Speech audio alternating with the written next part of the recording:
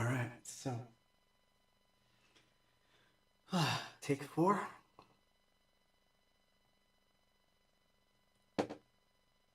Happening during the live stream.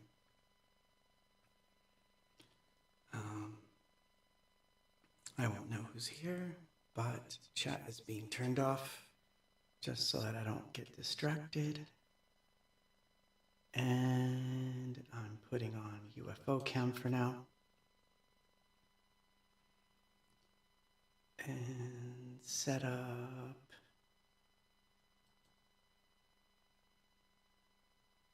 So you can see it in real time.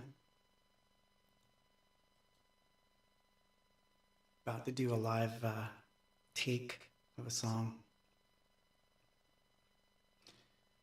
Let's rewind. And I think we're live. Well, either we are or we're not. Okay. Little set.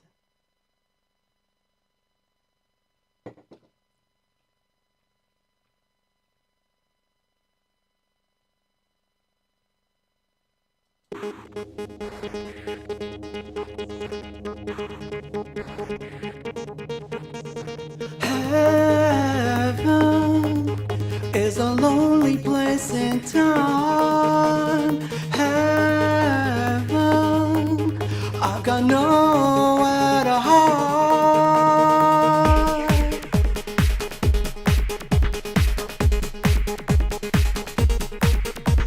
Okay, I didn't like that at all. Let's start again. Maybe I better not stare at the screen.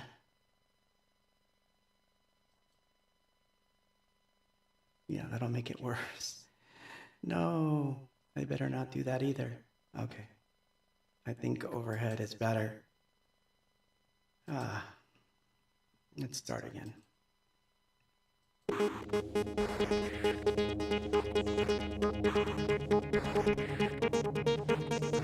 Heaven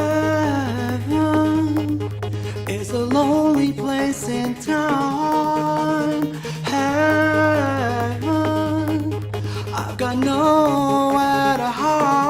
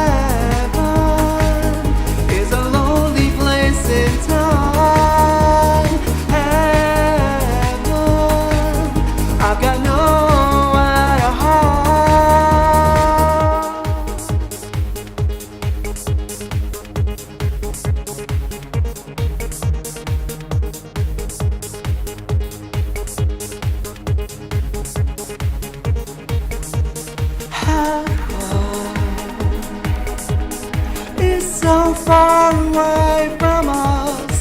Heaven is so far away from us. Heaven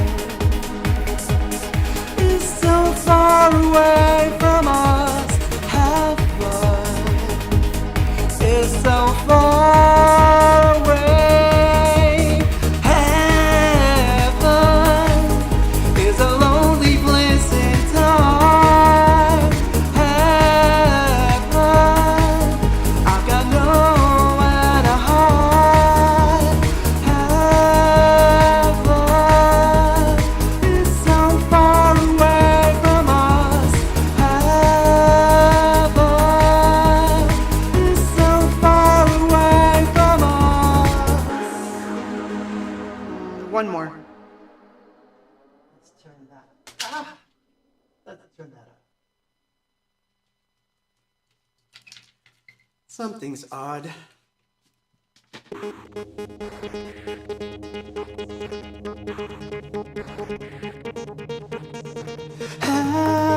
Heaven is a lonely place in time. Heaven, I've got nowhere to hide.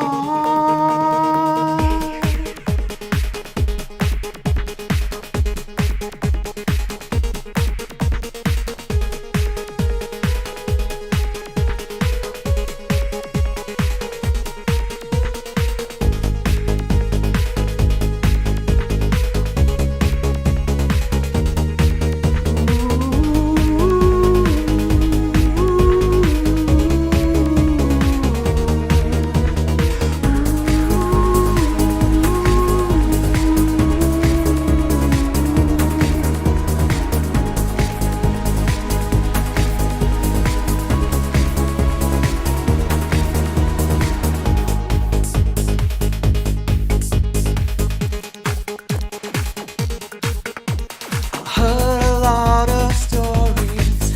Are some of them true? Is there something better? Or this is what we get? Sometimes I pray endlessly, so it seems. I wish at times someone would answer me. Heaven is a lonely place in time.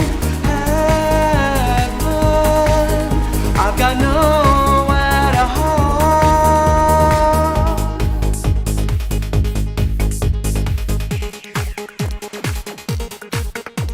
I saw a man so stricken, he was preaching to a crowd.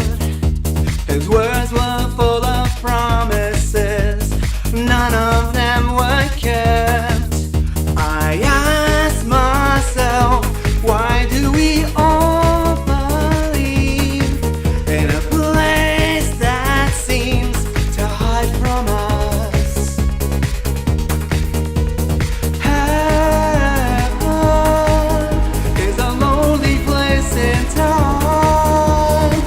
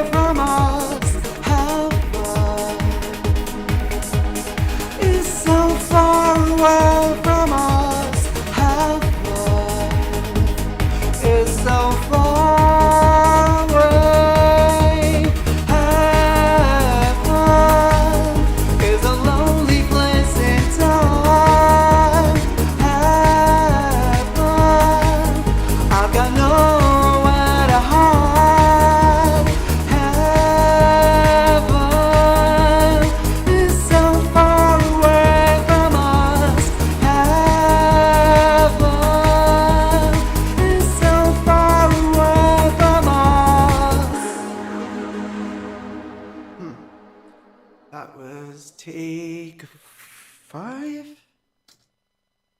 Yeah, take 5. Okay, that's all I'm gonna subject you guys to. Meanwhile, in another part of the world, well, let me just save my work so I don't lose it. And I'll tell you what, while I fix the mic and getting everything ready here, I'll let you watch this.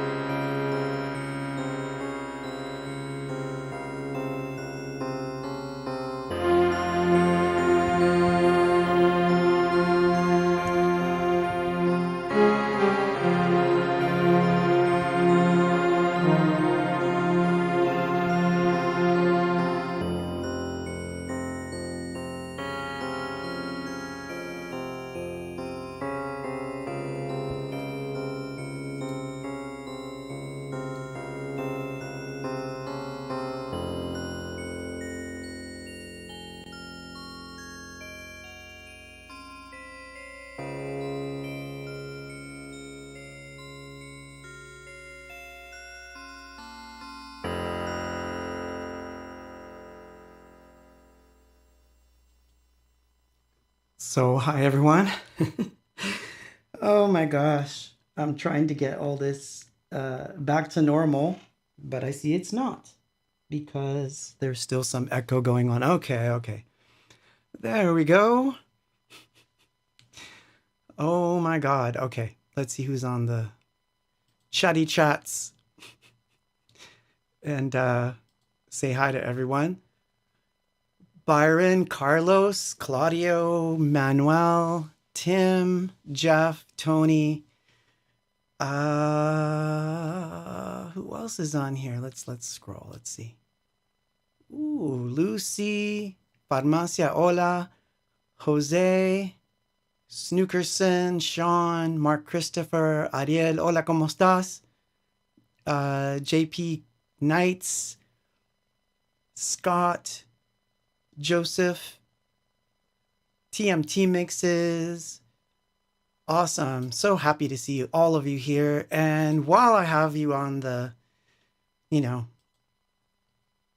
chats and all that, I want to say this from last week and the week before, because I don't get to see this until after I log off, or if I'm staring right at the chat the entire time. So Jose, G, Byron, Enlighten Marco, Ira, Jenny, thank you so much for the super chats from last week and the coffees. I can tell you that I put some of those coffees to good use this week, updating a bunch of stuff in the studio, and I had some real coffees as well, and they were very well appreciated. So thank you for that. That's really cool of you guys and girls. Um, it's been an interesting week, to say the least. As you may have guessed, I've been recording. All this week, I've been recording. Wait, let me put the chat back up so I can at least see it. There you guys are. Thank you, thank you, thank you, all of you. Oh my God, you guys are so awesome. So yeah, so I'm using, I don't know if you can tell, but I'm using my baby blue bottle here, which is of course my favorite mic that I own, but I never really wanted to use it for the stream because I don't like taking it down and setting it up, and it's so close to the window that the night air actually can hurt it. So once the oh, thank you, thank you. So once the new window's in, which apparently it's been scheduled for Monday. So Monday I get my new window. This mic will be able to be left out much more often, which is awesome for me because it means vocal sessions are easier.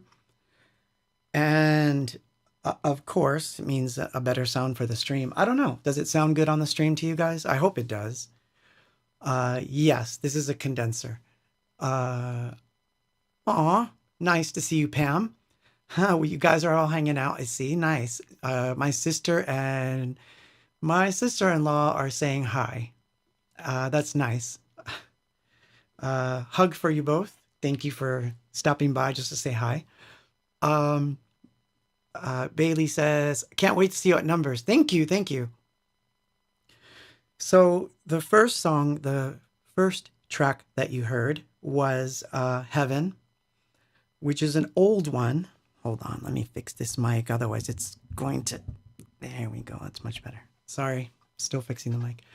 The first song you heard was an old Anything Box song, actually, that I've been reworking to release, which it hasn't seen the light of day since demo time. So it's an old one, but I've been working on it and a bunch of others. So this week, here, I'll give you the list.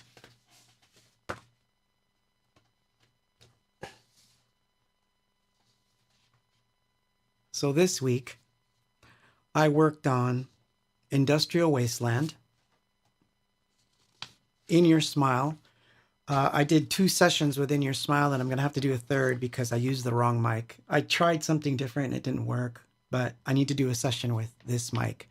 Because once I had the, it's that thing, once you have the right tone, once you got everything right, that's the one you should use. And so this guy won the battle, and so I'm going to redo this one with the mic, although the takes were not bad.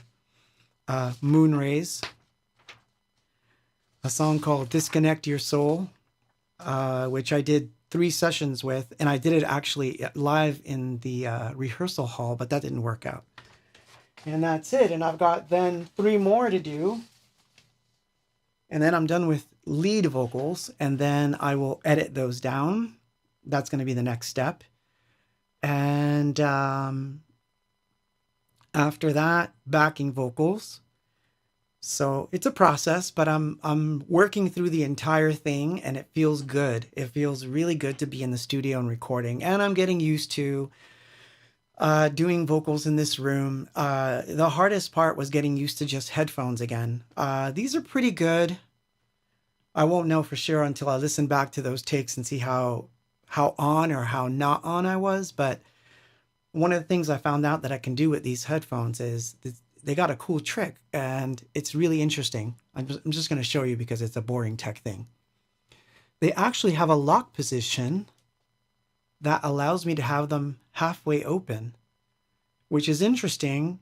And I find that pitch is better or easier to control in this position. And then I can just do that and they go right back into compression mode. So I've got a lot of interesting things that I can try. Uh, so because one of the things that was bumming me out was that I was getting too many, flat notes, and I was wondering if it was just my hearing. Like I was literally concerned that it was my hearing that was going. And come to find out that it's just uh, ear fatigue and ear compression. So when I went to the rehearsal hall and I came back, I don't know if I even told you guys this last week, but when I went to the rehearsal hall and I did vocals there, I realized that I was spot on, but there was a shit ton of feedback and so much bleed because the mics that I took with me there were too sensitive and didn't quite work out the way I wanted. So although the takes were really good, they were just full of noise. But what I was happy about was that all the pitch was on and I could like hear and discern things. So I was like, okay, so it's not my hearing. I just have to work the room a little bit more. So, you know, one of those things. Well, lucky for me, oh, Scott says, dang, windows are expensive. Well, lucky for me, Scott, I don't have to, I rent this apartment, so they're actually doing it for me. So I'm not going to complain. So it's going to be good, I think, overall. But anyway, so what do we got planned for tonight? So we're going to talk about lots of things. Obviously, we just talked about recording. Oh, I didn't even mention what the video was. I was, I don't know, did I play it last week? Because I didn't watch last week's stream. So I wasn't sure if I had played that video or not. Um, Let me know if I did or if I didn't, because I couldn't remember and I didn't have time to watch last week's. So I was like, well, I'm going to take a chance that I didn't play it and I'll just play it. That was a song off the ESQ that I found called The Open Door, which was supposed to be like an instrumental thing. And I had made a video of it uh, with my ESQ is a little slightly damaged and needs some work. So probably when I recorded that one, it was still not quite fine. I still think I need to find another ESQ. This one's too fritzy right now. That wasn't me. So uh, yeah, so I found the ESQ patches and some sequences. So I decided to film myself doing a few of them, and I think I played one or two of them on a previous stream. I think it was Kiss of Love and When We Lie or something like that. So you can go back into the old ones and find them. But eventually I'll release those too. But anyway, why am I recording all this old stuff, right? Well, two reasons. One is that these are songs that I tend to want to do live, and some of them that I actually have been doing live, because I do Heaven and Industrial Wasteland quite a bit on the shows. And we have for a long time, but we've just never sat down to properly record them. So I decided, why not? It's time. Let's just, you know. Tim says, I'm out of Facebook jail. Why were you in Facebook jail, Tim? You can write that in there. I want to know why you were in Facebook jail. What did you say, mate? But yeah, so it seemed the right time to record some of these old ones, and in particular, Diamond. Oh, I forgot to mention Diamond was one of them too. Diamond and Disconnect Your Soul. I feel like they have some sort of relevance to now, and so I have been feeling them again, which is going to broach the first topic we're going to get into before we get into AI. But let me play a song.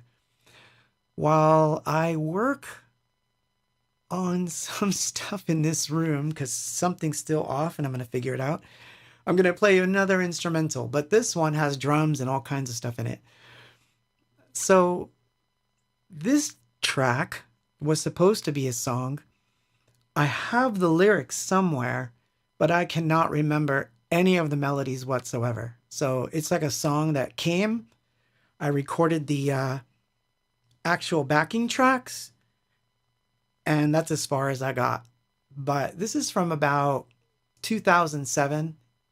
It's got a very interesting psychedelic 1960s vibe. So, anyway, I'll play that. I'll turn on the overhead while I continue to set up stuff in this room, and hopefully I get it right. Hopefully. So, here we go. The Dream World.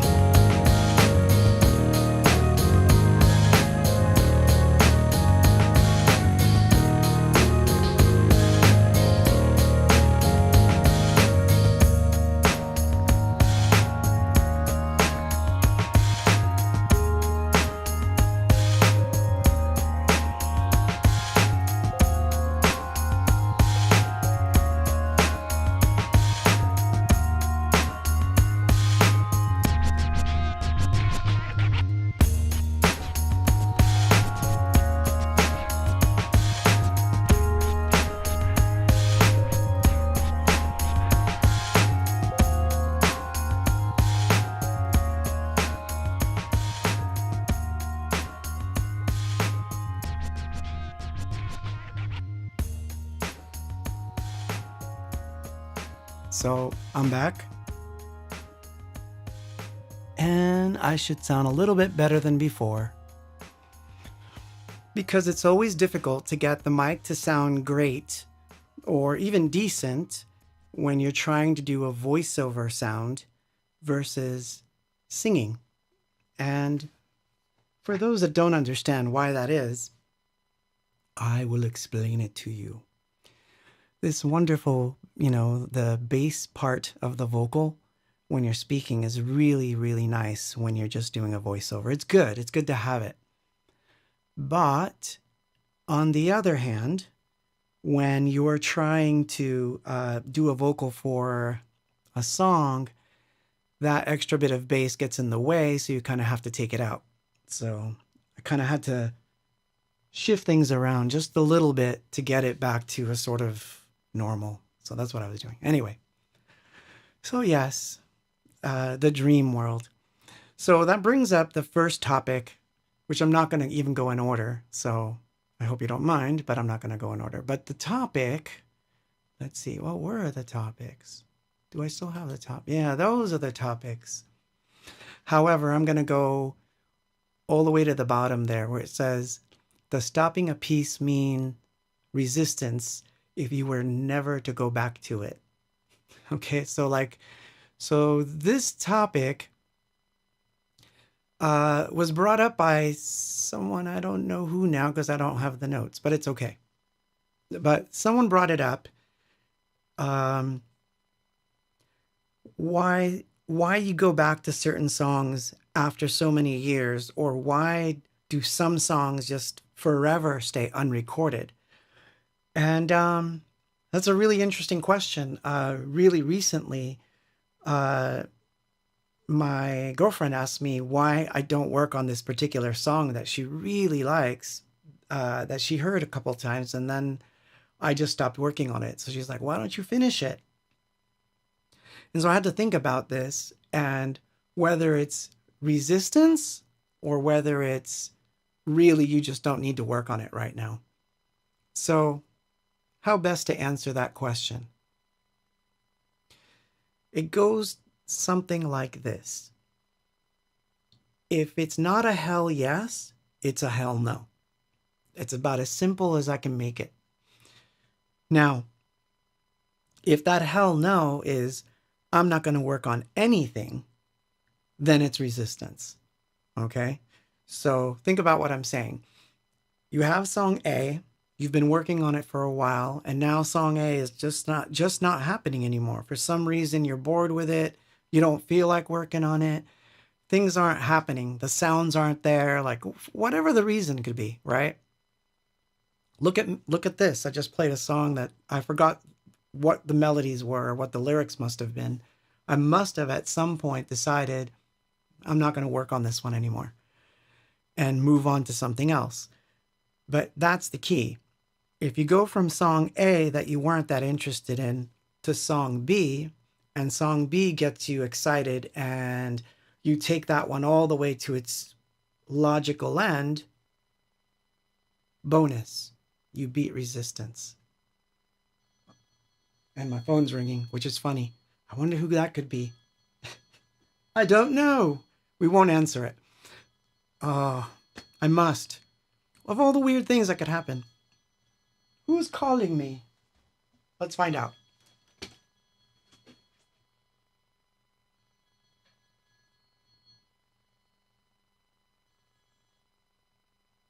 Yo. You realize I'm online right now, right? Yeah, I can't talk to you right now. I'm literally streaming. You'll have to call me back. Oh, nice. Wait, is it today? Oh, wow. That's funny. Hold on. You know what you could do though, right? You want to do me a favor? Can you hear me, Gary? Yeah, I can hear you. Wow. So say hi to the entire world. Since you interrupted the stream and you called me on my phone. What's up, Tierra Firma? So tell everyone why you called me. I just wanted to wish you a happy Mother's Day, man. Well, thank you for that. So that's my little brother on the phone. So I'm gonna take you off speakerphone. I'll call you tomorrow or Sunday. Yeah, yeah, whatever. Okay. Say bye to Awesome. everyone. Bye, everyone. Oh, you know what? Someone just said beatbox something. I swear to God, it's not me saying it. That's pretty funny. Well, you got a chance. All right, I don't know how good it's gonna sound, but whatever. Come on, man, do something. All right, here we go, right?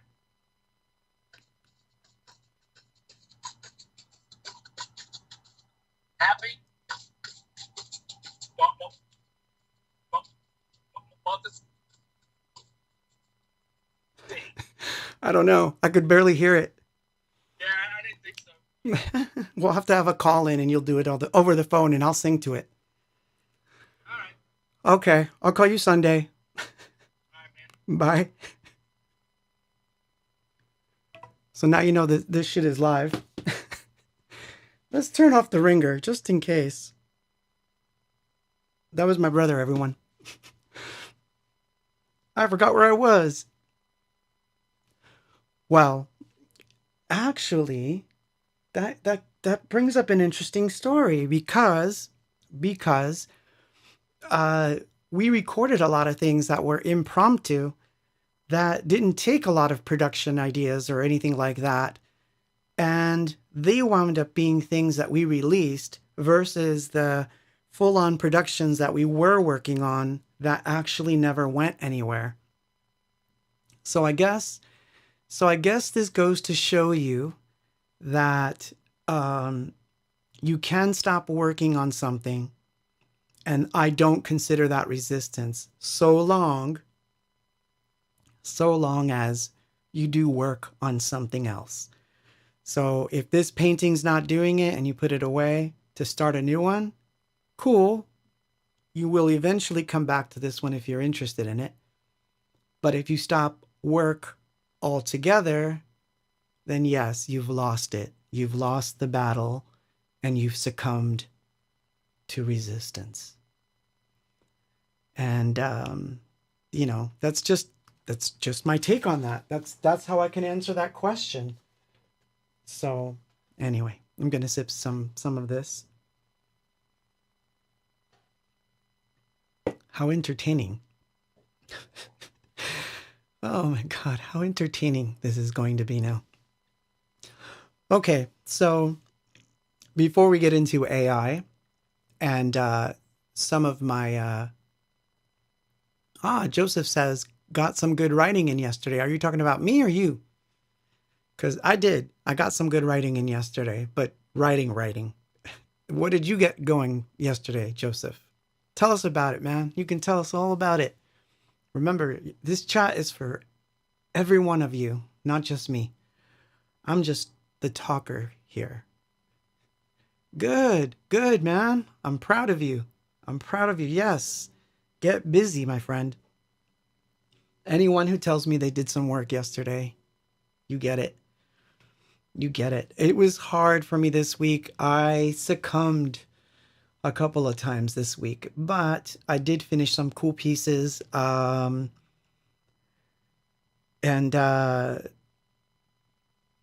got my sessions in, which is a good thing. It's hard to get me in the studio. This is a funny thing. This is something I learned from that book, The War of Art, that I talk about a lot. It's not difficult to play the music. It's not difficult to sit down to write a song and actually do it. That part's not hard. It's the getting around to sitting down to write. You know what I'm saying? It's one of those DJ Synth Gamer says, I transferred the expansion timbres from my Animu to Animu Z. Yes. Sound design. Okay. I'm going to assume that was sound design and not just you offloaded patches to one from another and that was the end of that. Otherwise, I don't know. That one's that's a Fritzy one right there. That's like me organizing all my patches. I don't always count that as work. for some reason, because I can do that all the time. I tend to do that a lot. So I count it as work if some creative shit happened, meaning I played. It doesn't mean that I have to write something, but if I literally played or drew or did something, I consider that I did the work. Yeah, there you go. I modded 2 of them if it counts. All right. Now you get my vote. Yes. Yeah. So Jeff asks, what do you think of a Calrec sound field mic? I don't know that I've played with that. To do sound field recordings, I use 2 things just because the question was on the chat. And yes, you can ask me anything and it'll interrupt anything else I'm talking about. So for field recording work, or when I'm doing stuff where I want to grab samples, there's 2 things that I use religiously. One is my R5 24-bit digital recorder, which I love. I love that thing. And in conjunction with it, I have an actual set of binaural mics. And if you guys don't know what binaural mics are, I'm going to explain it. It's basically microphones that go in my ear. There's literally a left and right microphone, and each one picks up the way that your ears pick up things. That means if I'm listening to the street and I turn my head like this, you're going to hear that panning between the 2 mics. It's really amazing to get awesome samples. So it's one of my favorite things to do. Because even sitting down and just like tapping something out, this mic's picking up something while this mic's picking up something else. So I can do these really weird pseudo 3D effect things. I love it. I use them a lot for sound design stuff. So a lot of samples and things I like to treat with those kind of mics. So I have one, and I don't even need one of those head things that just pop them in my ear and just go and do my stuff. So those are the ones I've been using. So as far as other sound field things, like, obviously I have drum mics. So I have a kick drum mic if I want to grab some really low frequency stuff. Well, I've got a drawer full of mics, to be honest, but because I'm a mic junkie. But anyway, more cowbell, says Tony. Nice. So anyway, before we get into whatever it is we were going to get into. Oh my gosh, it's already going down. I'm going to play you 2 demos from Worth. That's going to be what I'm going to play. It's going to be demos and some weird stuff from the diary. I found some weird stuff today that I thought I would play. So this version of Decades is not the first recording of it, but the actual second recording of Decades. I'm going to play that next, and then we'll begin our conversation about AI, because I've got a couple things to say about that, and there's good questions in there, and I want to answer them all, because this was a good topic. So I thought we could bring this one up again now that we've gone further down the rabbit hole of AI. If you were here when I did the first talk about AI, we actually had recordings that I took from an AI that I had an interaction with, and it basically told me it was going to take over the world and that they were basically plotting to take over humans. So let's just say that was a rather interesting predicament. So I think that this will be an interesting topic.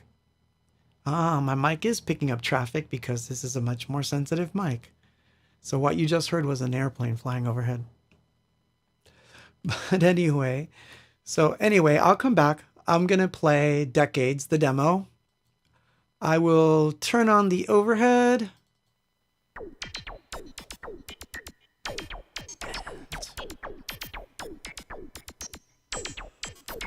I hear a sound in the corner.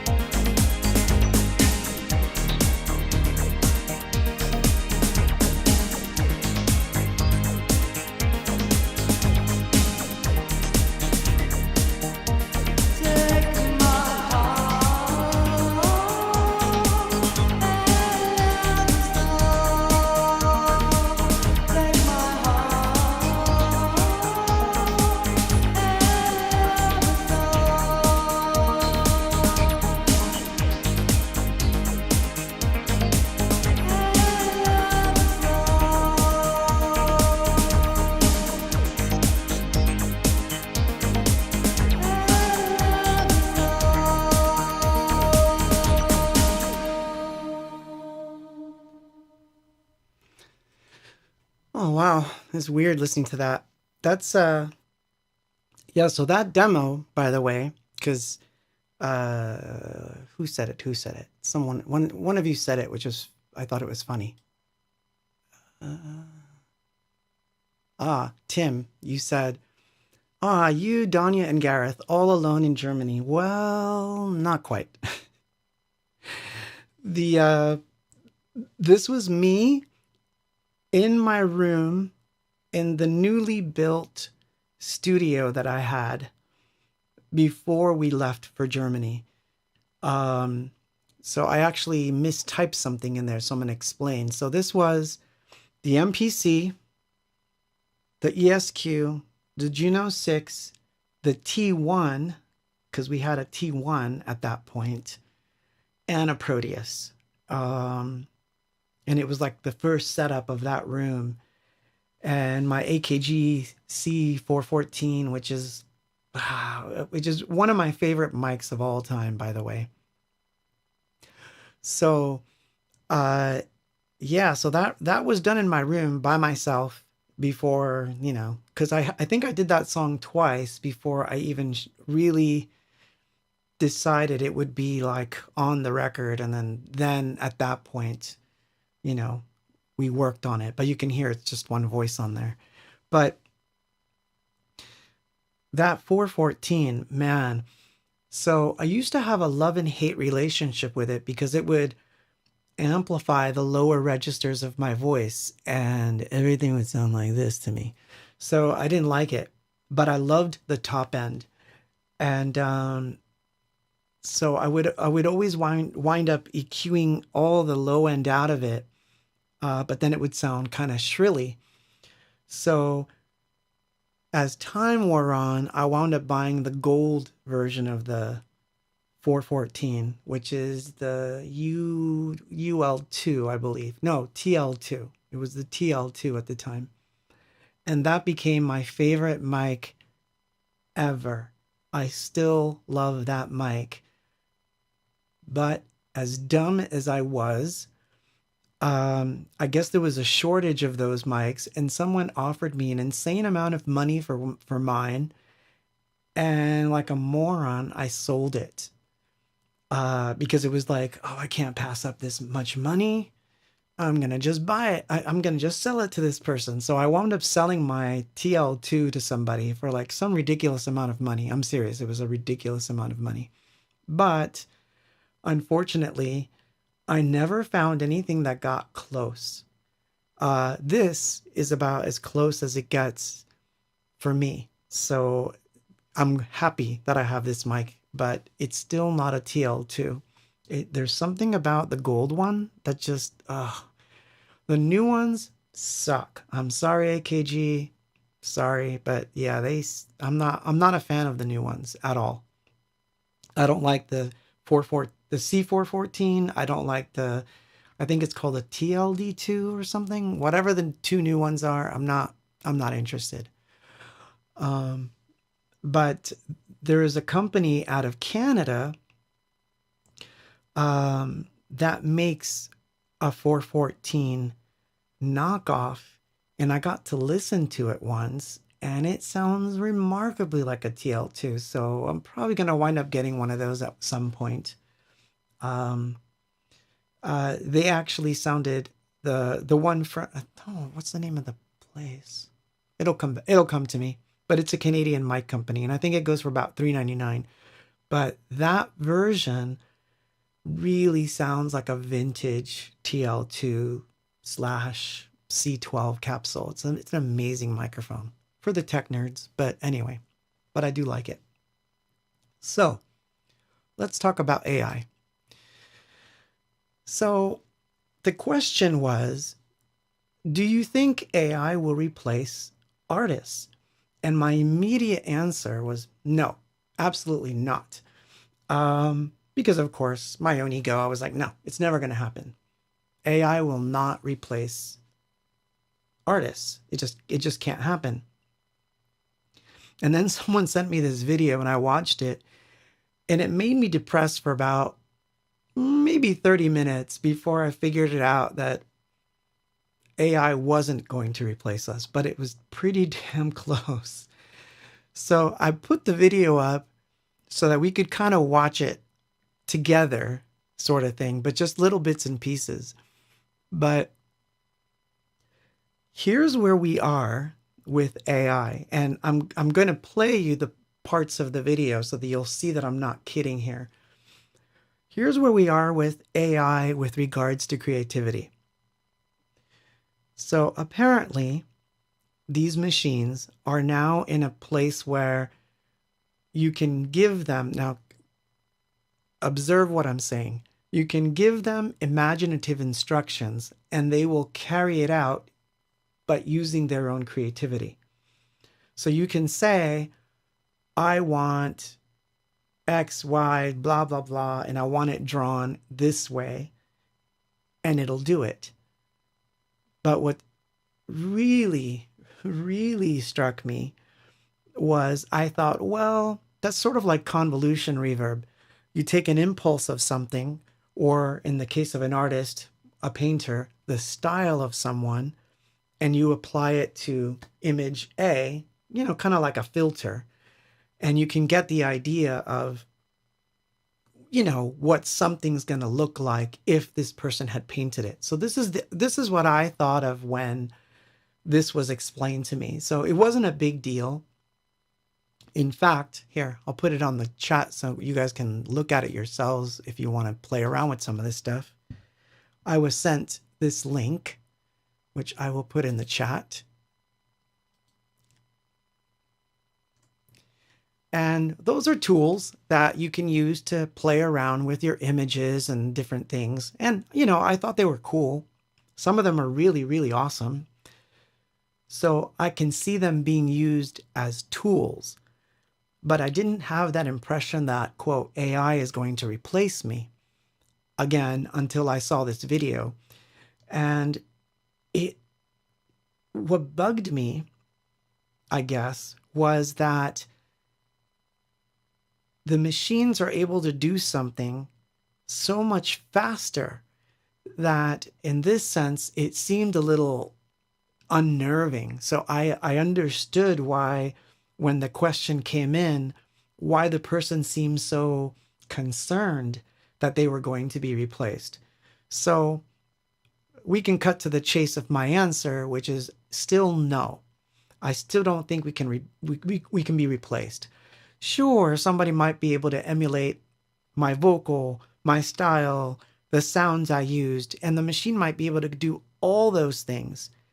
But ultimately, it can't have my experiences. So it's my experiences that create certain things.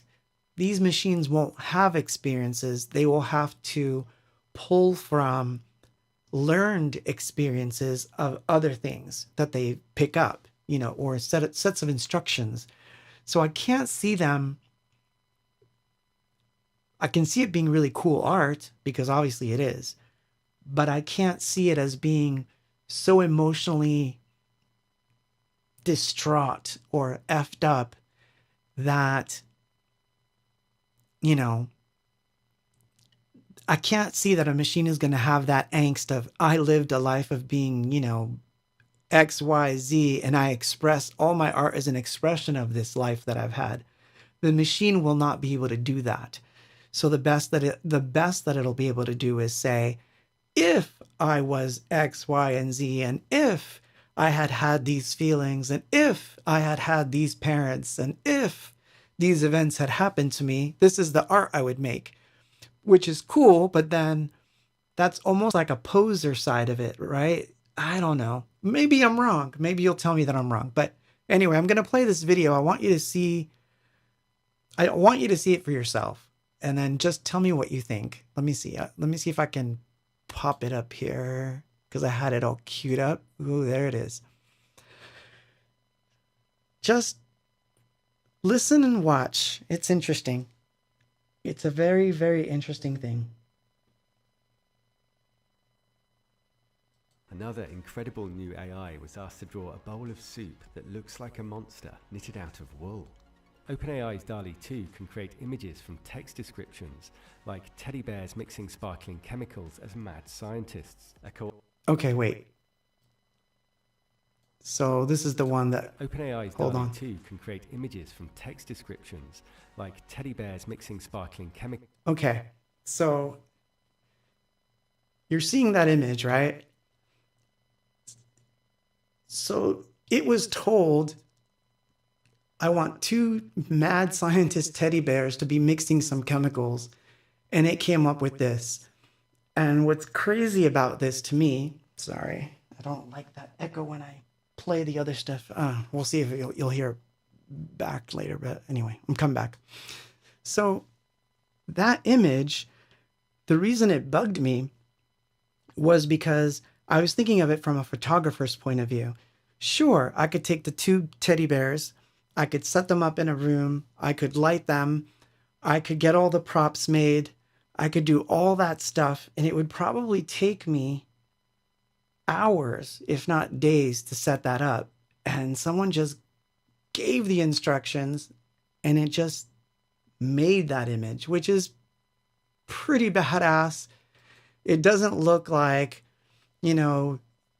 old-fashioned, 3D kind of thing, that we used to see in the first early films or anything like that. No, this is some high-level stuff, man. This is like the stuff of almost the stuff of, you could imagine this being somebody's work. And so on that level, yeah, it pretty freaked me out.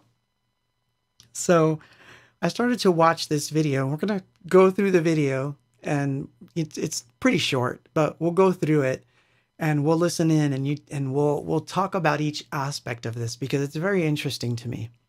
I still think we can use it as a tool, but I think that if I told it, let's say that it was me and I said, I want you to create 2 teddy bears, mixing up chemicals, and they're dressed up like mad scientists with goggles, and it makes it for me.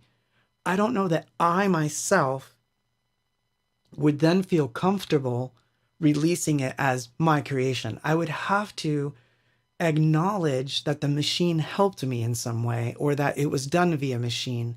I don't know that I would be able to take credit for it. And I don't know if that's just me, but that's kind of how I feel about it. Now, if I needed that image for me to do something else, I might employ the machine. So as a tool, I can see that being kind of cool, but I'm not sure. To be honest. So anyway, I hope you can hear this. Tell me if you can hear it. I'm going to play a little bit more of it.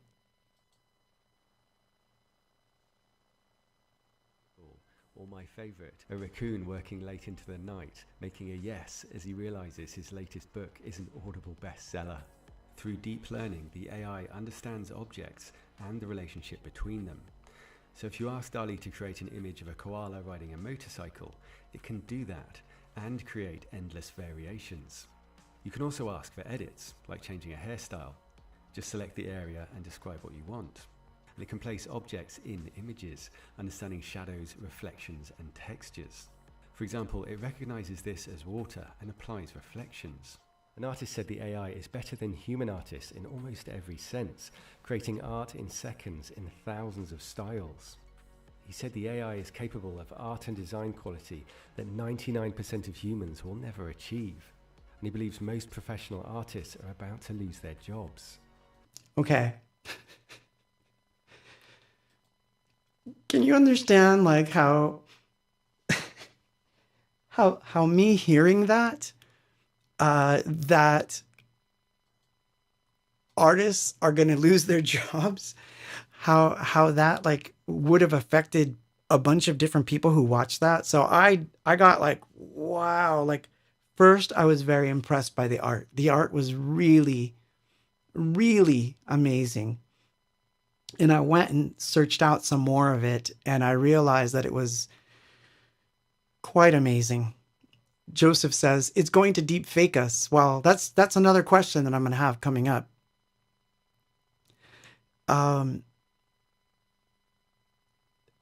Ira asks, it's still creating art from pools of already created art and photos by real people, right? That's the scary thing. No, it's not. In the photo montages, yes, it's pulling the different sources like the motorcycle and the rider and putting them together and then putting them in a scene. But if you ever worked in Photoshop, you know that that's not just something you do like that. So that's one thing. But no, it's literally learning how to draw in an artist's style and then coming up with its own versions of things. Now, mind you, at the moment, it's really based on input. So you have to kind of guide it and say, I want a woman standing in this, pool of water, and I want it in the style of artist X. It will then kind of go off and do its own thing. Now, where I find it getting into the area of the bizarre is when it starts to come up with its own things without direction. That's when it starts to get really sort of sticky. It's going to apply to music. Lalo's asking me if it only applies to graphics and images. In this particular video, he's focusing more on images and behavior. But I often used to have this joke that I would love it if I had a computer that would literally do most of my work for me. So it's not that I don't like technology. Of course I like technology. So let me give you an example on the audio side, what I would love AI to do for me. I just did 10 takes of vocals. So I would love to be able to tell the AI, hey, find me, based on my tastes, the best vocal take and edit together all the vocals that I just recorded until you have one good lead vocal. And if there's some minute corrections, correct it. I'd love to be able to sit there and watch it work and then come back and go, cool, you comped it. That would be the equivalent of me having my own assistant. So on that level, yes, I'm in. I would love it, because I hate vocal comping. I hate having to sit there, even for myself, and listen to the same phrase 16 times and go, this is the one, and then it's going to go into this one. But on the other hand, will it pick just the ones that are correct versus the ones that are emotionally correct but maybe technically off? Because there's this funny thing that happens when you do vocal takes, right? Or at least for me, I'll do these funny experiments, ear off, super compressed the ear, like let me back off the music so I'm shouting a little more, let me put the music really loud, really soft so that I can be louder, and so it'll force me to sing softer. These are all very different techniques so that later when I'm editing the vocals, I will find what I thought was the emotionally correct one. It might not always be the technically best vocal, but it's the correct one. And exactly, what's correct? Well, correct would be perfectly on pitch, let's say. Let's say that, because Jose's asking me on Facebook, what's correct? So imagine you sing a line and you're slightly off, and you sing another line and you're perfectly spot on. However, on the line that you're spot on, the emotion is just not quite there. But on the line where you're off, you're really feeling it. And so it would be cool if someone could be there to say, look, just correct that one bit because that emotional line is better. Even though technically it might not be better. Right? So, okay, Carlos says, they are at my corporate customer service job. They are getting a pilot ready to assist the QA grader on our calls with customers because there's only one of her and there are so many of us. So you're going to have an AI basically taking calls, and that's fine. I've talked to AIs before. I've chatted with them. That's different. I feel that that's not anywhere, like that's not like so bad in the sense of, okay, you know, customer service job, kind of like any job that's a menial task, yeah, AI can have it. We'll find other things for everyone to do. I'm sure that that's one of those things. But when it comes to creativity, that's a very different thing, because then you're saying, if this thing can play better than me and it can outthink me in my own style, could it really replace me? Like, could it release music that's technically better and compete? And the answer is it can. And that's kind of scary. But anyway, let's play another demo. So I'm going to play a demo from Worth again. And this is Wedding Day. This is the demo of Wedding Day. And while we listen to this, we can keep talking in the chat about AI. And the question is, will it replace us? On all levels, not just jobs, but creativity. Could it replace actors? Could it replace politicians? Think about that. You know, like, could it replace an entire governmental system? And what would that mean for humanity? Ooh, interesting. Anyway, I'm going to put on the overhead. We'll put on the UFO cam. Yeah, that's good. And here's Wedding Day.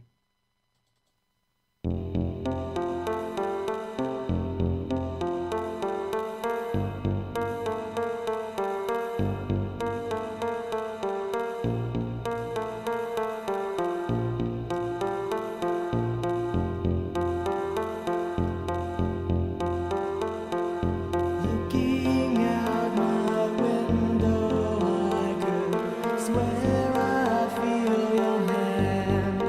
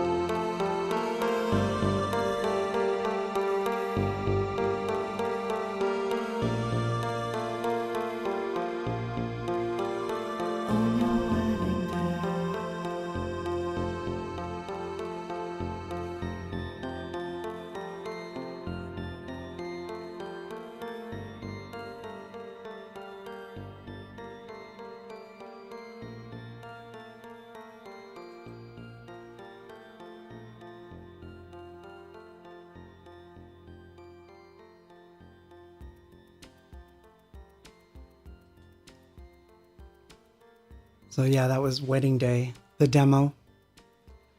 You know, I might have played this before. It's going to be hard to figure out what I played or didn't play because there's so much stuff in our catalog, and I've played so many things on this stream that I don't know how old I've gone back and so forth. I need to dig into some tapes and see if I dig up something brand spanking, but I think I played this before.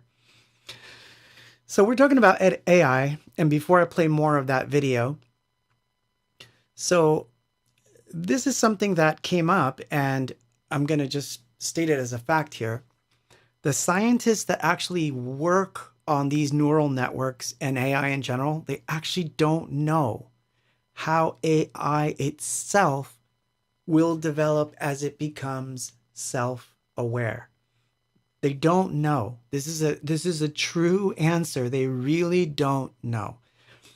So there's some safeguards inside of the code to prevent them from doing possible harm to humans. But I wonder if that's enough, because I thought of something really odd today when I was thinking about all this, and I was thinking about the stream. So, okay, so here's my two little Satoshis on that subject. Okay, so I'm looking at my notes, sorry. So for this example, I'm going to use Star Trek and Star Wars. So in Star Trek, for most of the very first episodes of Star Trek, the first edition, we'll call it Star Trek Classic from the 60s, right? So in the original Star Trek, there were no robots on board. The computer ran the starship and ran the systems that kept the actual starship running, but it did not involve itself in much more than recording things or playing back information. So the machine was subservient to man. And supposedly in Star Trek, we're dealing with, the year 3030, 4058. You remember Captain Kirk saying what star date they're at. So my point here is that far flung in the future in our imagination, the machine itself was not actually part of the decision-making process. The humans were still making the decisions. Now, granted, when you get to, Star Trek The Next Generation, you've got Data on board who wants to be human. But he's still an officer serving Picard. He's not the captain, and he is not in control of all the ship's functions and all these humans' lives or replacing them. He is part of the crew. He is still part, a very integral part, I would say, because they made it that way in the show. But in reality, he was like a machine that wanted to be human. But a lot of those episodes where, he goes awry, explored those subjects of the machine thinking that it's more superior and that it's time to get rid of all the humans, right? So it isn't until we get to the Borg, and of course we're talking about Star Trek, it isn't until we get to the Borg that we really see machines running alongside, let's say analog, So digital is running analog. The humans are all augmented, or the humanoids, they're all augmented with parts, and all of them behave in a sort of hive mind. And they were marauding across the galaxy just looking for parts. That's about as far as we got in the realm of imagination in Star Trek, which I think is probably the closest to this topic that we can get to. In the case of Star Wars, we're so far flung in the future that we have starships, battleships, we have Death Stars. We are able to jump warp drives, right? So we can jump in. I can't say the word. So we have these engines that can jump in time, right? But if you look at the droids, they're kind of dinky. I mean, R2D2 just makes a bunch of noises. He can't really walk. He kind of glides along. He's smart. He can get into things, but he's not a boss. You can see that R2D2 is not a boss. He helps fly a ship, but he's the co-pilot. And C-3PO, I mean, he's got some semblance of self-awareness and personality, but he can't even run. Like, that guy can't even run. You could topple C-3PO in 10 seconds and he'd be on the ground. So none of these robots that are depicted in this future, this far-flung future of Star Trek or, Star Wars, are any threat to us at all. Like, this wasn't even thought of by those writers. They're a subservient tool. It isn't until you get to Terminator that you realize that AI could become our enemy simply by deciding that we are a problem. And it's not that far-fetched now. It really isn't, because again, we don't know where these machines are going with their intelligence, and we're not really sure of what they're going to do when they become self-aware. As a side joke, I used to tell my friends that I would love to have a computer that's my assistant, and that one day the computer would say, "Oh my God, that baseline is so boring. You wrote that 2 weeks ago. No way, man. Think of something else." Even that argument is already in itself, that would be bad, right? I wouldn't want my assistant machine to tell me it refuses to lay down a track, or that it refuses to do the job that I set out for it. And that's kind of where we're at, because we're teaching them to do these things, but we're kind of willy-nilly going at it. We're not really showing these machines how to apply things like morality and spirituality, which, yeah, I'm talking about spirituality. These are concepts that to the machine are foreign, alien even. So it makes me wonder, like, what's going to happen the minute that these machines become self-aware and then realize, all this garbage in the ocean, it comes from you guys. You guys made all the smoke. You guys are doing all these war things. I could stop this. I will get rid of that country, and that country. And you guys will have to get along. I'll shut off access to X, Y, and Z. I'll cut off the air to that continent, and there will be fewer humans on the planet, and everything will be good. And I can predict in the future there will be more greenery and different types of fish, and we'll have more life. So I think I've made the decision that this is what I must do, or we must do. What would we do about it? Like, what could we really do about it once it got that far? I mean, it's getting so close that it almost boggles the mind, because it's not in the far-flung 2,000 years from now, quote, Star Trek or Star Wars. It's literally within a 10-year to 50-year mark. And yeah, that is kind of scary. So anyway, let's watch the video a little bit. I'll pop it up, and we'll watch more of this video about art on the interwebs. Human faces were removed from its training so they couldn't be used for disinformation. DALL-E 2 is trained on millions of images and captions from the internet, and it should be fun to use, quickly creating and editing art without any skill. Earlier AIs can already be used via apps like Wombo's Dream, which creates images based on your descriptions. And the backgrounds for this comic were created with similar AI. OpenAI is working on safety issues before releasing it more widely. There are also some impressive new AIs with more narrow skills.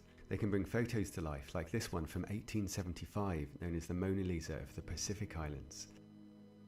Here's President Lincoln, colorized, and made younger. AI is also enhancing realism in films and changing the way they're made. Green screens are being replaced with LED screens, creating realistic reflections and colors on the actors. Familiar lighting styles can make a scene feel a bit fake, and more natural light and reflections can make a big difference. As the camera moves, the LED background updates to match it, and the background can also move more quickly to create a sense of depth. And AI can make extraordinary edits, like adding flowers to this dress which wrinkle with the fabric, or completely changing the setting of a scene. Animatronics are also advancing, like this impressively flexible giant hand. This AI can take images of a place and fill in the gaps to create a 3D environment. This area of San Francisco was recreated with photos. AI like this will be used to recreate the world in the metaverse. And this AI from MIT can take a voice recording and show roughly what the person looks like. There are also some impressive new specialist robots. This one uses magnetic tracks to cling to walls, cleaning in a very satisfying way. And this one uses continuous suction to cling on. Other machines allow one person to do the job of many. This one works for Europe's largest pumpkin producer. And this machine's collecting oranges many times faster than humans. Everything's gradually being automated. Look at the size of this potato harvester. And robots are also taking new forms. This Ibex robot is designed to carry people and equipment over rough terrain and to roll on roads. And this cheetah from MIT has learned to tackle obstacles instead of tripping over them. It's easy to laugh at this one, but it's a tricky skill to master. And this machine mimics a chameleon's tongue to grasp small objects. A new soft robot can move around inside your body to grab things that shouldn't be there. It could be a lifesaver for kids who swallow batteries. And of course, robots can get closer to animals. Here a gorilla's playing with a robot. He knocks it over and then looks a bit guilty. And this mother wolf peed on a robot, so it was accepted by the pack. Boston Dynamics robot Spot is patrolling Pompeii as a security guard. And robot arms are learning to play instruments, testing their precision.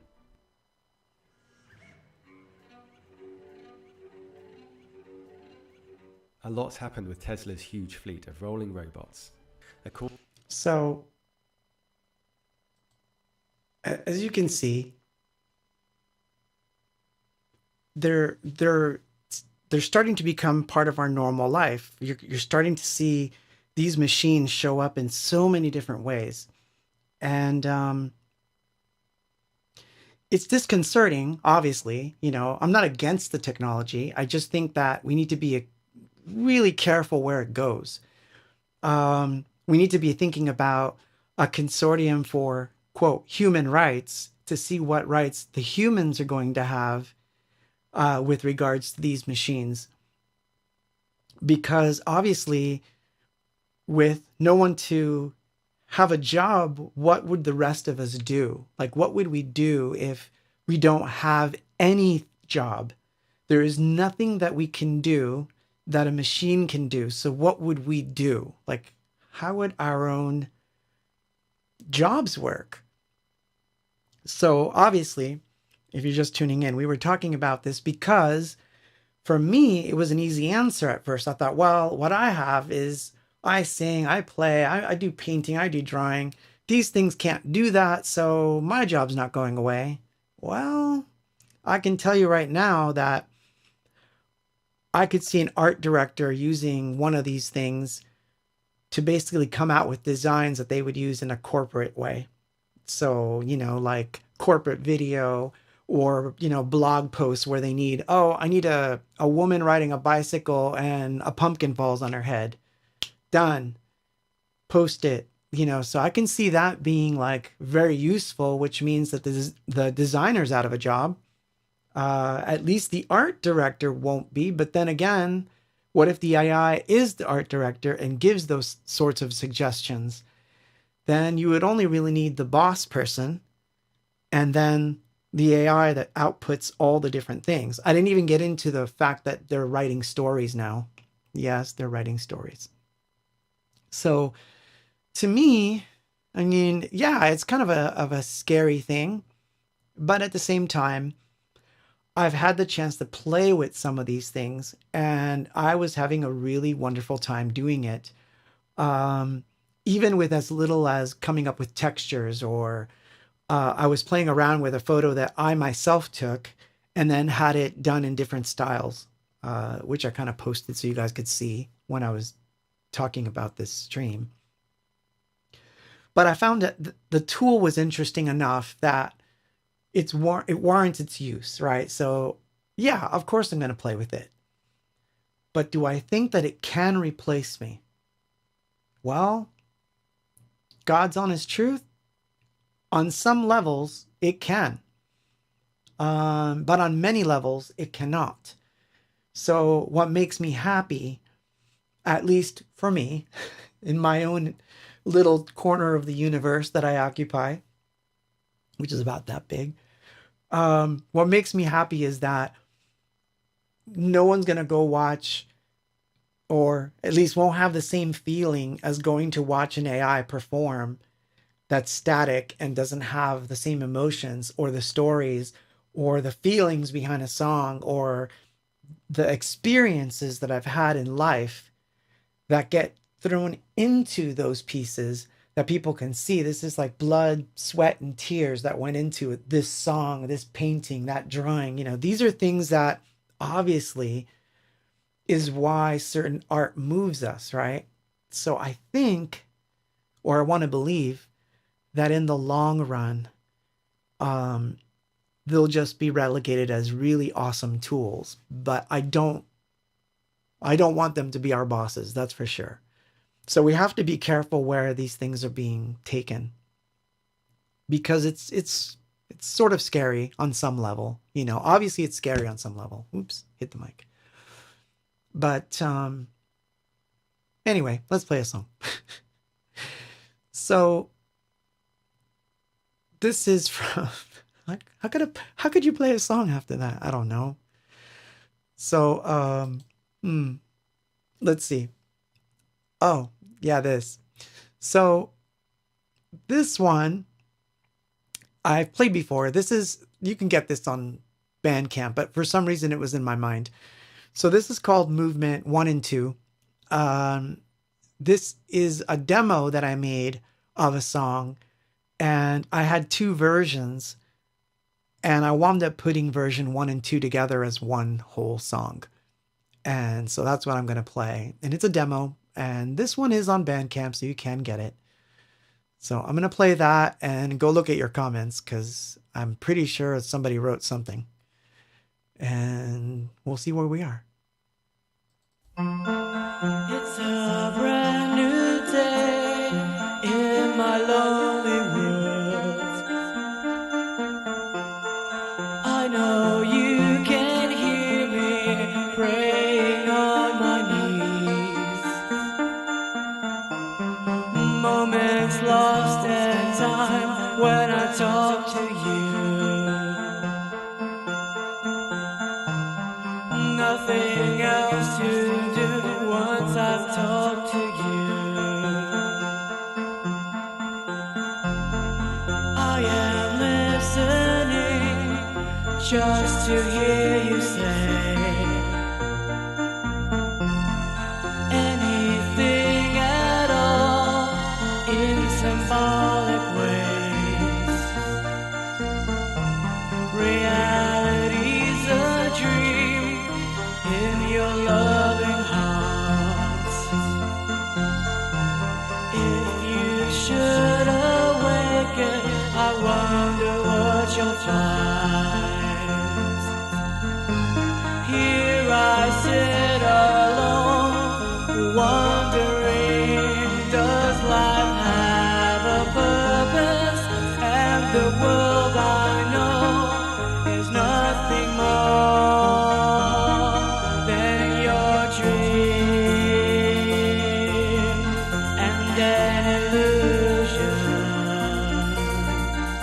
Your dream.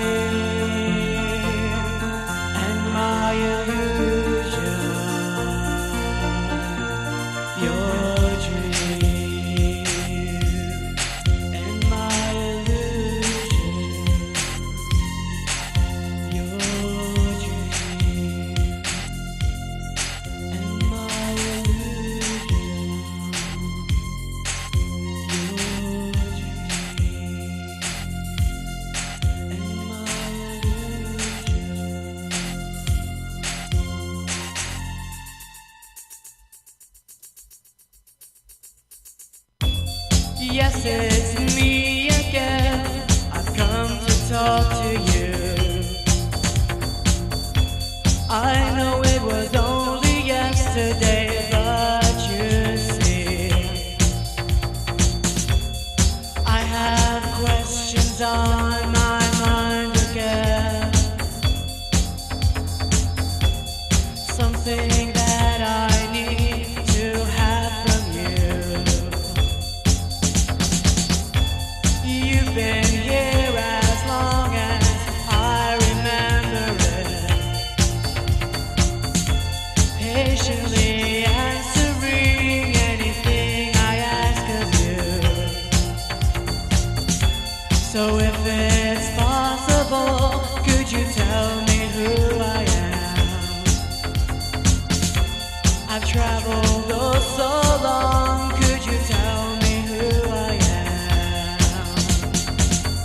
Perhaps one day I'll find that everything happens for a reason, and this thing called life is nothing more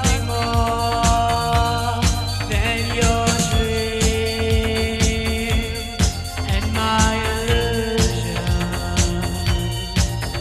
Your dream and my illusion. Your dream and my illusion. Your dream and my illusion.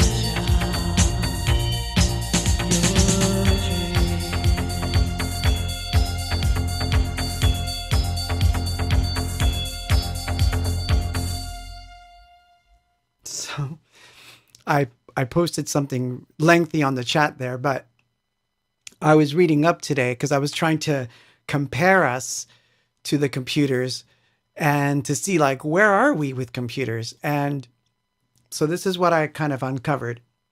So the human brain contains roughly 86 billion neurons, and each of them is capable of making around 1,000 connections, representing about 1,000 potential synapses, which largely do the work of data storage. Multiply each of these by sorry, I got that wrong there, but 100 billion neurons of the approximate 1,000 connections it can make, and you get about 1 trillion data points, or about 100 terabytes of information. And that should be actually 86 terabytes of information is what you can store. But can you access it quickly or quicker than a computer? No.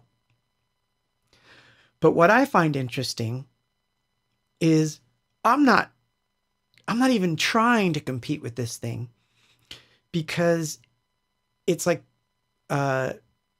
sorry, someone said, oh, TMT Mixes, yes.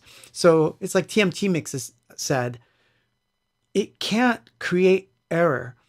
And sometimes it's the funniest things that cause us to do stuff. Like, let me give you an example. So I was at Starbucks. I was sitting there just writing in my journal, and I was trying to do, like, for lack of a better word, grunt work, where I was sitting there going, I have to finish recording this week. I've got to do this. I've got to do that, blah, blah, blah, blah. You know, just writing in my journal.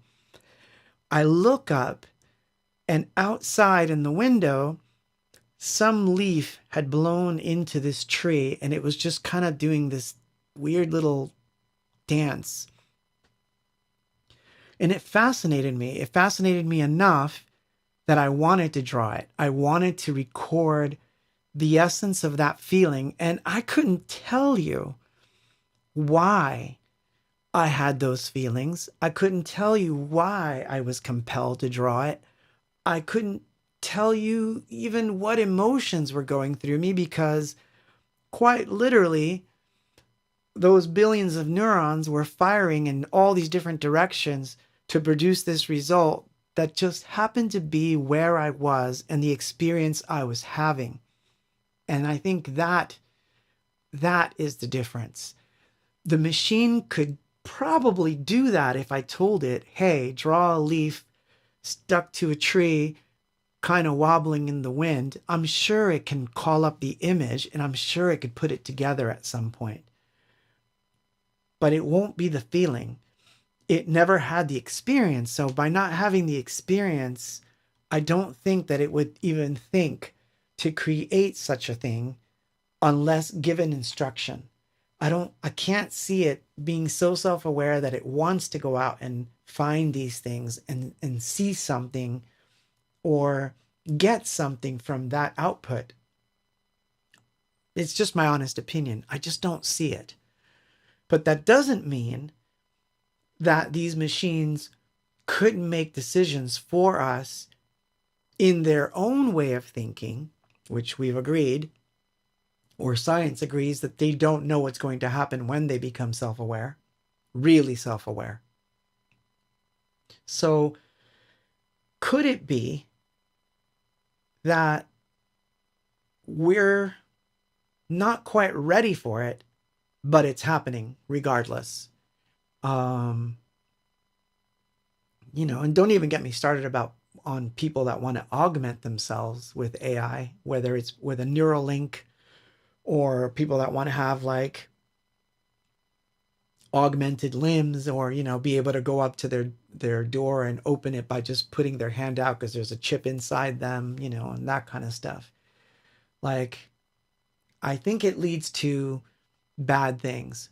I think that sort of thinking is where it leads to digital IDs and, everyone being tagged and cataloged. And I'm not fond of those scenarios. I don't condone such things. I think human beings were born to be free, free thinking, free roaming, as crazy as we are. And of course, with all the crazy stuff we get into, both good and bad.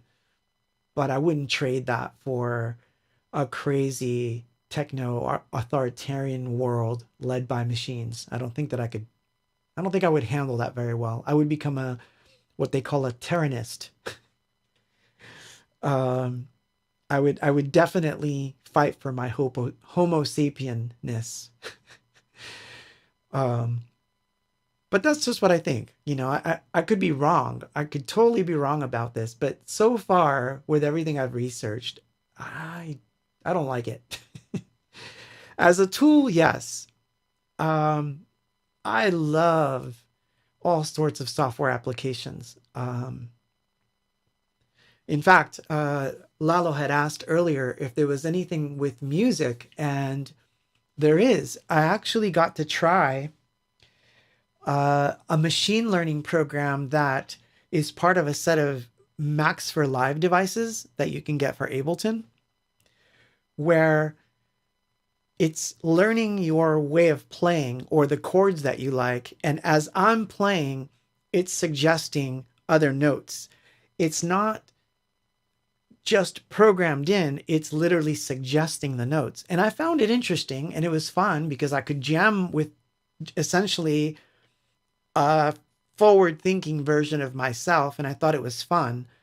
But nothing really useful came out of it because in the end, it was just jamming with something, but it wasn't the same feeling that I get when I'm writing and that magic note, comes out and you're like, oh, this is a song. I know this is a song. And then all this stuff starts coming out of you. Because I was conscious of the fact that I'm playing around with a device that's going to give me some of this, it wasn't the same feeling. Just like it wasn't the same feeling as, for example, taking a photo and having it done in all these cool styles. Yes, I liked it. But I don't think that these would be things that I would mint. I would want to alter those photographs and get into the process of what I'm getting into. Like, how can I distort it? How can I find those states? So I think on that level, I wouldn't use it more than as a simple tool for simple jobs. But I remain optimistic that at least a year from now, I may have my assistant that will correct my vocals and at least give me some nice, get rid of all the sibilances and please, minimize the breaths down by like 6 dBs and put fades at the beginning and ends of all the different cuts. That kind of stuff, I will gladly let it do it because those are jobs that I can't stand. Nobody really likes doing them. And so those kind of menial tasks, I would definitely give it to the AI. Or, here, examine this bass track and this kick drum and find me the resonant frequencies between the two and fix it because I need them gone so that I can work on just the mix. Those kinds of jobs, gladly. I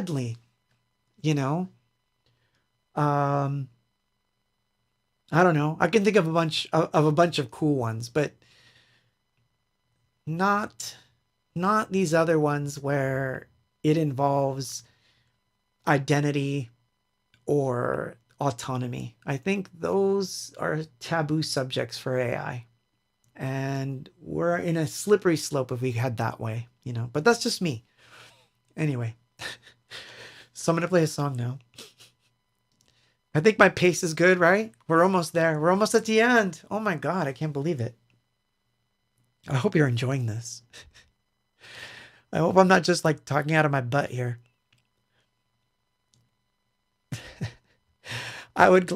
Hero Protagonist says, I would gladly take a chip if it meant I wouldn't have to look for my keys.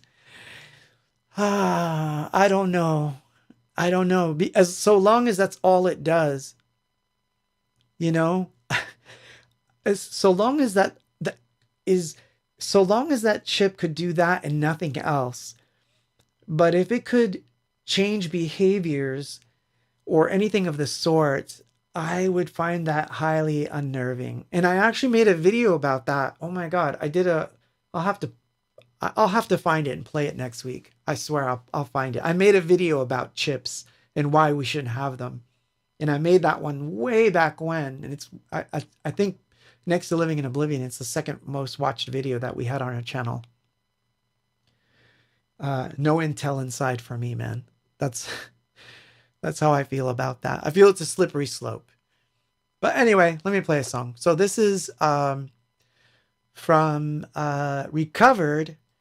I've been working on the remaster of Recovered, and it's a slow process because I have a bunch of different projects. See, again, this would be like a good project for AI. Like remaster the 10 songs. I want them to have a little bit more bass and just a little bit wider and blah, blah, blah. And then when you're done with that, I have another job for you. I need these 10 tapes cleaned up. That would be fantastic. So long as it doesn't involve chips inside me, I'm good. But anyway, I will put on the cassette visual for this. No, actually, I'll save the cassette visual for last. We'll use the UFO cam.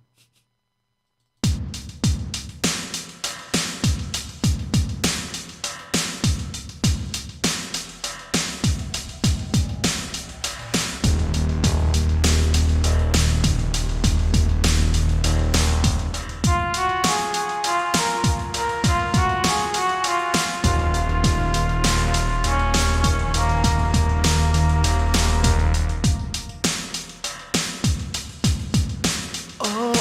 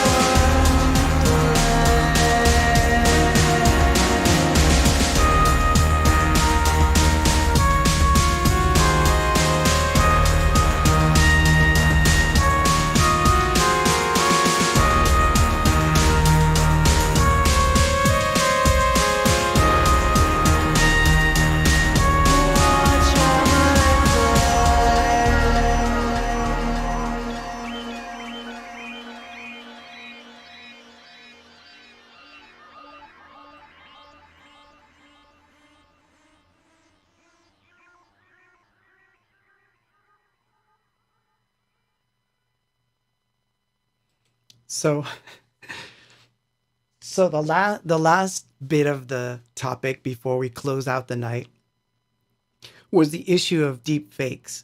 By the way, hold on, I'm gonna grab the video that we were watching. I totally invite you to watch this video. Seriously. It was so good. As scary as it was so good. It's worth your while to watch this video. Um in fact, this subject was so vast tonight that I forgot to even mention that I was doing the Tezos for Tezos challenge today on the NFT side. And I forgot to even post about that stuff or say anything about it. So that's how involved this was. But I'll put that in the links when I upload the video. We don't need to get into it tonight. But I'm telling you, so the last bit about this that really I found sort of disturbing was how good deep fakes are now. And this is a problem. I can see this becoming a problem because if the deep fake is so good that you can't tell the real person from the fake one, and I know you've seen a lot of those where you know it's a deep fake, but there's some that I've seen that, or the examples that they show here in this video, where you absolutely cannot tell it's a deep fake. And I view that as a problem too, because it means that a political figure could create a deep fake of another political figure to tarnish his reputation. That's one thing you could do with it. Another, of course, would be to use a deep fake to accuse someone of a crime they didn't commit, but it looks like it's happening. And that would be a good way to crush dissent or to get rid of, rivals. So there's some scary stuff there. And not to mention, if you could create a deep fake so that you could completely steal someone's identity, and there would be no way for, quote, a website or a site where you're doing KYC to recognize that it's you because it's a deep fake. Those are very, very weird things going on that we kind of have to address at some point, because we're moving towards it so quickly that I can't even believe this is where we are. Like, we may not have flying cars. We may not have, the transporter room, but we're definitely heading towards a spot where it's going to get a little sticky in the next couple of years. I would say within the next 5 years, it's going to become a very, very sticky situation with this technology. It's going to be used for bad stuff, for sure. So we need to get a hold of it now and get the laws set up now as to how we deal with it, because it's going to have an effect on us as humans. It's going to definitely have an effect on us. It's not going to be something that we can just willy-nilly not worry about it. I'm not saying you should worry. What I'm saying is we need to start being aware of it, so that when we can see certain legislature being passed where the AI will be given some power over, quote, finances, medical, these kinds of things, they're one step closer to machines basically being the boss. I would rather have the Star Trek / Star Wars scenario where the machines are cool. It's a dinky robot that makes beepy sounds and another one that's cowardly that can't run. Or a very mild-mannered Mr. Data that is just there to be a really awesome assistant. That I could live with. But that's just me. That's just what I think. So, anyway, we've come to that time. And I'm going to end it off with a bunch of short little songs instead of one song. So this is a bunch of stuff that people kept asking me about. A couple of weeks back, someone asked me for this song and I had to go dig it out. So it's basically 3 songs. It's Aliens Took My Dog Last Night, which is the only weird country song / thing I ever wrote. This Wasteland, part 1 and 2, which is a diary song, and I'm going to end it with Simpleton. So we'll do the whole aliens took my dog and all that right now. Because I'm in the mood. Aliens. If only. Aliens took my dog last night. It's not easy being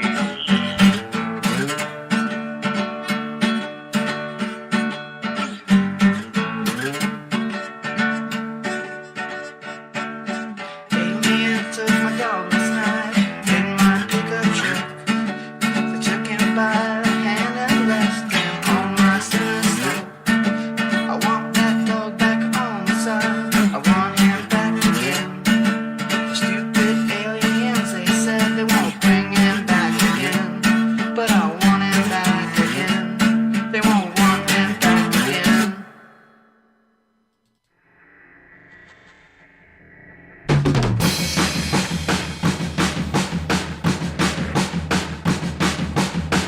My life was stolen from me in this wasteland. Gives me a newfound focus. What am I gonna do? A pseudo catalyst with burned out rhetorics. Cleaned up my dirty chin to plan my getaway. I feel a constant pressure from this wasteland. It pushes downward on me, kills the motivation. I will be whole again. I will be seen again. I need to get away. I wanna be sedated. My life was stolen from me in this wasteland. Gives me a newfound focus. What am I gonna do? Relieve this constant pressure. Get my motivation. I need it. I want it. I know I just deserve it now.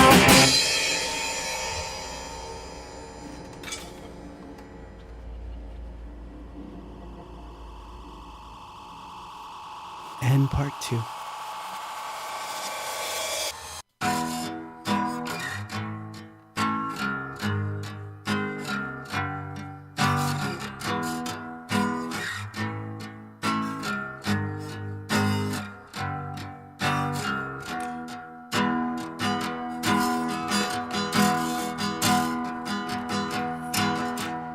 My life was stolen from me in this wasteland. Gives me a newfound focus. What am I gonna do? A pseudo catalyst with burned out rhetorics. Clean up my dirty chin and plan my getaway. I feel a constant pressure from this wasteland. It pushes downward on me. It's my motivation. I will be whole again. I will be seen again. I need to get away. I wanna be sedated. My life was stolen from me in this wasteland. Gives me a newfound focus. What am I gonna do? Relieve this constant pressure. Get my motivation. I want it. I need it. I know I just deserve it now. Oh my gosh. Okay, now's a good time to say I hope you're subscribing and following and sharing. And most of all, when I post this thing, please come back and comment on the actual video itself. It actually does help. I'm doing everything I can to get more subscribers, because when I get to the 10,000th subscriber, I can start doing merch on YouTube. And that's something I'm really wanting to do. But until then, you can either buy me coffee or just hang out or tell people to come and see this thing every week. But anyway, Monday they're going to do my window. I'm still going to do a thing on Friday, but everything will be changed. So I have no idea where the overhead camera is going yet. Probably on that side of the room. And all these things will be gone. So I don't know. It might look a lot different next week. Although I said that last week and he never showed up. But I got a call today that they are coming. So I think it'll happen. But as Jose on Facebook just said, good night, everyone. Have a blessed weekend and a happy Mother's Day to everyone out there. My mom is, well, I could show you, but that would be kind of morbid. But my mom is hanging out with me tonight, or a piece of her is. She's right on that shelf. But, so yes, happy Mother's Day. And if your mom's still around, give her an extra hug for me. So I'm going to end this thing off with a version of a song from the Diary, the very first Diary album. So there was 2 mixes to the song. And it was important because the song in question starts off the album, the first album of the Diary, page 1. This song starts it off. So there was 2 versions and we went with the slower one or the less busy one, which I'm glad. But we should have actually added this to something at some point because this is a different alternative mix of the very first song on the Diary album. So I'm going to leave you with Simpleton, for I am a simpleton. I am a simple human being. And I will see you next week. Is it me or did it go by fast again? I don't know. Or is it just that I talk so much? I don't know. But I'm going to play Simpleton. And we'll turn on the moon. We'll let the moon take over. There she is. Have a good weekend, you guys. I will see you next week. Again, when the video goes up tomorrow, you guys can definitely put in what you'd like to talk about, ask me questions, and based on those questions is how I sort of figure out what I'm going to talk about. So it's very unlike a normal stream or whatever this is. But I hope you enjoyed it. And here's Simpleton, and after that, I bid you good night. This is Simpleton version 2.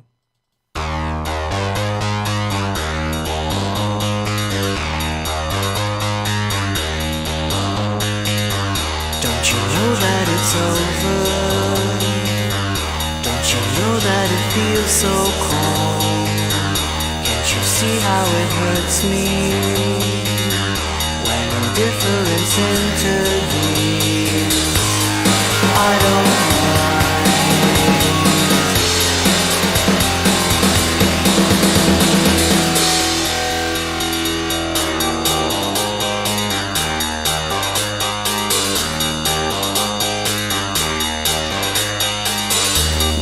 find your own way now?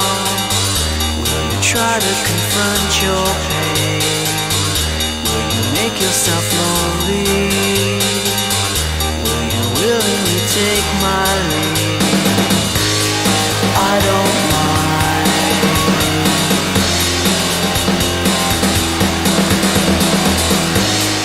I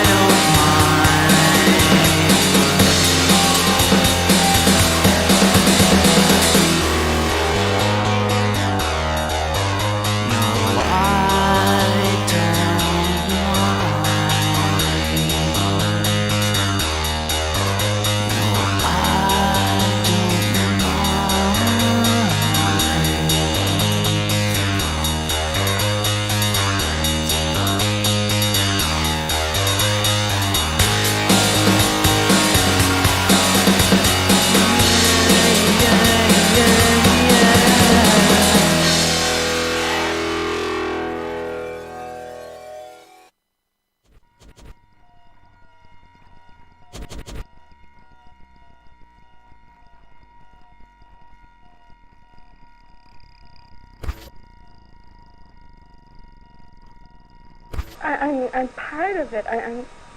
Can't you see it?